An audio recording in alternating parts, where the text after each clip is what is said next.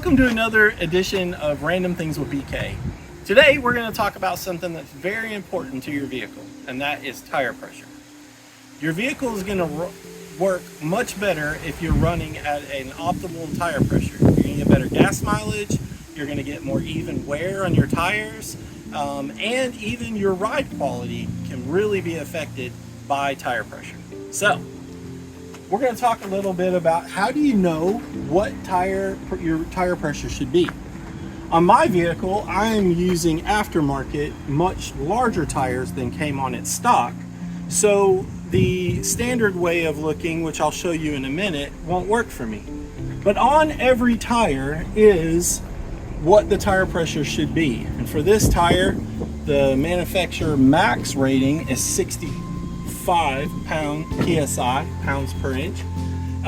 But the recommendation is around between 40 and 65. So you can find that usually in the small lettering around your tire. In that particular case. Also, you can go onto the manufacturer website and get their ratings, and that is if you're not using a factory sized wheel and tire, you'll want to do that. But if you are just using the factory sized wheel and tire, there's an even easier way to tell, which is usually on the driver's side, either on the door here or a lot of times over here, which is where it is for my Jeep.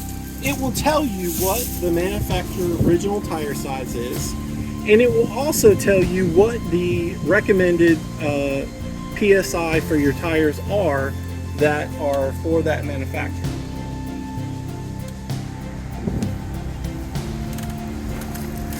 So, once you know what the PSI should be, the next step is to check it. And we'll do that. I actually have two different ways I'm going to show you today. The first is with your standard tire gauge.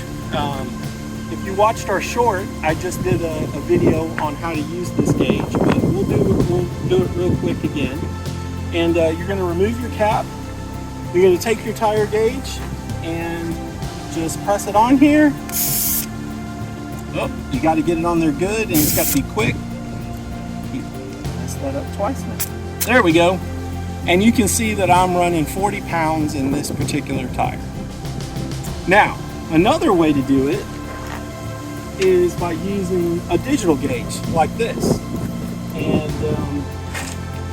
you're going to take this gauge, connect it to your air hose, and turn it on. And it'll set, and you want to make sure it's set to PSI.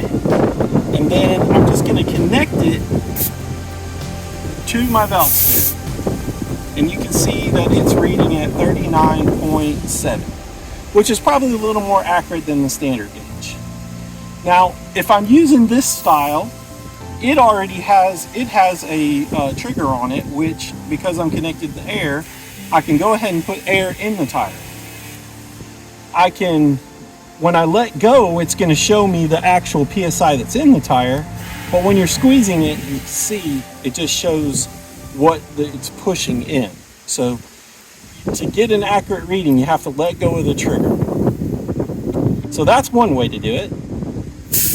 Another way that you can fill your tire if you don't have the fancy digital gauge is just by using the standard air nipple.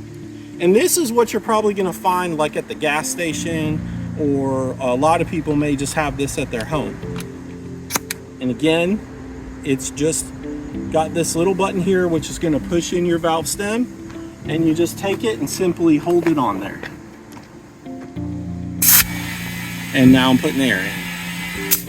And then I can take my gauge and I can check and see how much air is in there. And you can see that now I'm at about 42 pounds according to this. Now I don't want that much air in this tire, so I'm going to drop this down. And I can do that.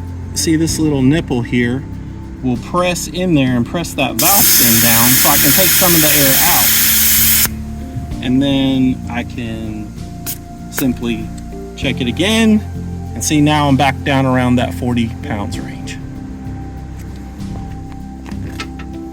So again, tire pressure is an essential thing for your vehicle. Making sure that it's correct will help you in a lot of ways and will save you money over time. You always want to make sure you put your cap back on as well. That's a good practice to have caps on your, so you don't have leakage from your valve stem. And yeah, so that's tire pressure 101. Okay, so as you saw, I showed you two different gauges and two different nozzles. The two standard ones are pretty self-explanatory, but this one, I ordered this one on Amazon. I think it was like maybe $25–30. You can also pick these up at most of your automotive parts stores, maybe even like a Walmart. Harbor Freight would probably have them, Northern Tool. And so they're really handy, the digital gauges are. A couple of things I would look for is one that you can replace the batteries on. So this one, you know, I can just put new batteries in it. That'll make it be a lot more the longevity of it. Obviously this one is designed to use with an air compressor. So I have, because I do a lot of automotive work and different things, I have a air compressor with, you know, a hose that reaches out of my garage out here. You can purchase smaller, like handheld ones that will connect to your cigarette lighter. You can purchase a bigger one like I have if you want. You can also get, they have some very small handheld ones that are really good for just airing up a few tires.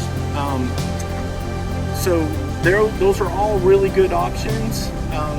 The biggest thing I think to remember is if you're buying the rechargeable ones, you need to make sure it stays charged because you never know when you're going to need it, right?